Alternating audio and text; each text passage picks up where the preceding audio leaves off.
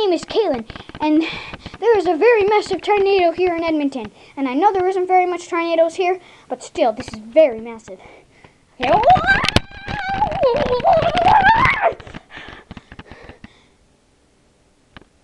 How did I appear on my bed? Oh, that's weird. Ding, ding, ding. That just gave me an idea. I'm going to jump off this bed, break the roof, and go up to heaven to teach Mother Nature a lesson. In 3, 2, 1. I believe I could fly down the apple. Hey, why am I still on my bed? I'm supposed to be 3 miles away from this house. Hey, how come the roof isn't broken? That's mysterious. Well, at least the tornado's gone.